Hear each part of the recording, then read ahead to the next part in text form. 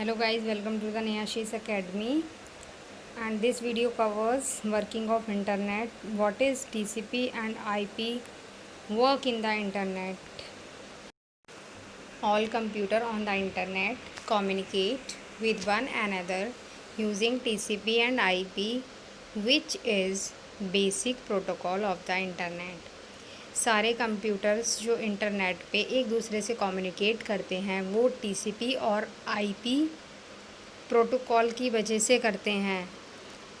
TCP और IP जो दोनों होते हैं ये बेसिक प्रोटोकॉल होते हैं इंटरनेट के।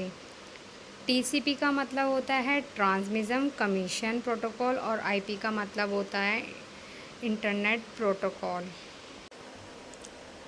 टीसीपी और आईपी हमारे प्रोटोकॉल होते हैं और जो प्रोटोकॉल होते हैं वो हमारे सेट ऑफ रूल्स होते हैं। जैसे कि पहले हम लोग लेटर राइटिंग करते थे, इसके लिए हम लोगों को कुछ रूल्स को फॉलो करना पड़ता था। जैसे कि सबसे पहले हमको सबसे ऊपर या कह सकते हैं टॉप पर जहाँ लेटर को भेजना है, जो इंसान रिसीव करेगा उसका एड्रेस डालते थे और फिर सबसे नीचे उसका एड्रेस आता था जहाँ पर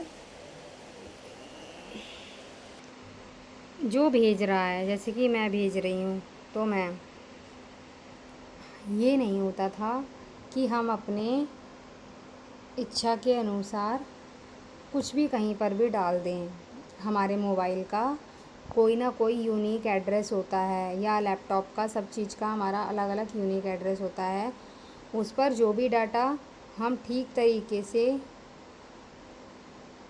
डाउनलोड करते हैं तो उसके लिए हमको कुछ रूल्स को फॉलो करने होते हैं। उन्हीं रूल्स को बोला जाता है टीसीपी और आईपी।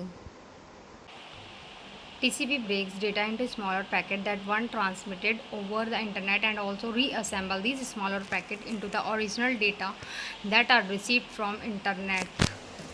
TCP का काम होता है जो सर्वर से आने वाला है या कह सकते हैं जो इंटरनेट से आने वाला है, जो भी डेटा आएगा उनको छोटे छोटे पैकेट्स में डिवाइड करता है। जैसे कि एग्ज़ाम्पल लेते हैं, जैसे कि हमारे मोबाइल से कोई एक इमेज आ रही है जो कि इंटरनेट से अपने सेल फ़ोन में डाउनलोड करनी है।